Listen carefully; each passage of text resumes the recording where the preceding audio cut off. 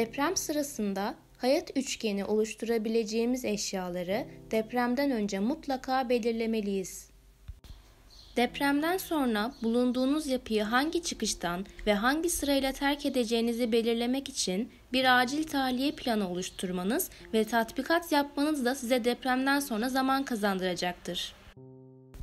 Bulunduğunuz bölgedeki acil toplanma yerlerini önceden bilmeniz, deprem sonrasında gidebileceğiniz en güvenli yer hakkında da size bilgi verecektir. Deprem anında bir yapının içerisindeysek kesinlikle panik yapılmamalıdır. Sağlam sandalyelerle desteklenmiş masa altına veya dolgun hacimli koltuk, yatak, içi dolu sandık gibi koruma sağlayabilecek eşya yanına çömelerek hayat üçgeni oluşturulmalıdır. Bulunduğumuz yer koridor ise hayat üçgeni duvarın yanında, pencereden uzakta oluşturulmalıdır. Baş iki el arasına alınarak veya bir koruyucu, yastık, kitap gibi bir malzeme ile korunmalıdır. Sarsıntı geçene kadar bu çök, kapan, tutun pozisyonunda beklenmelidir. Eğer ki tekerlekli sandalyedeysek tekerlekler kilitlenerek baş ve boyun korunmaya alınmalıdır. Güvenli bir yer bulup dizüstü çök, başını ve enseni koruyacak şekilde kapan, düşmemek için sabit bir yere tutun. Deprem sırasında sarsıntıdan en çok etkilenen bölgeler balkon, pencere ve asansörlerdir. Bu yüzden bu bölgelerden uzak durulmalı, yapının içerisinde kesinlikle yalın ayak dolaşılmamalıdır. Tehlikeli cihaz, eşya ya da maddelerden mümkün olduğu kadar uzak durmaya çalışılmalıdır. Telefonlar acil durum ve yangınları bildirmek dışında kullanılmamalıdır. Kibrit, çakmak yakılmamalı, elektrik düğmelerine dokunulmamalıdır.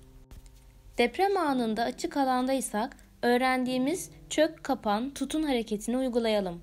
Bir diziniz yerde, diğeri ise gökyüzüne bakacak şekilde çökün.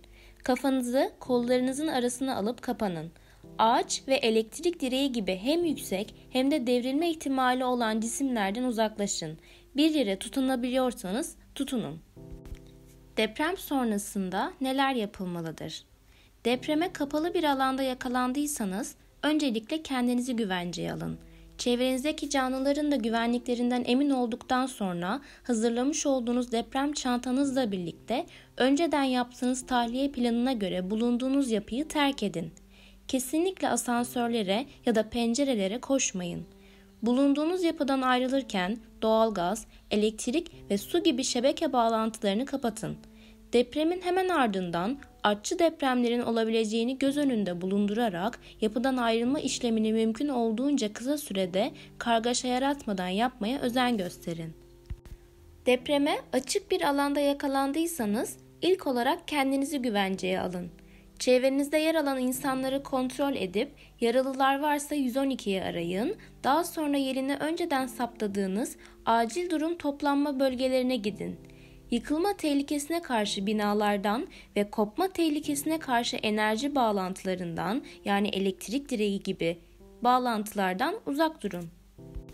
Depremde hayat kurtaran uygulamalar.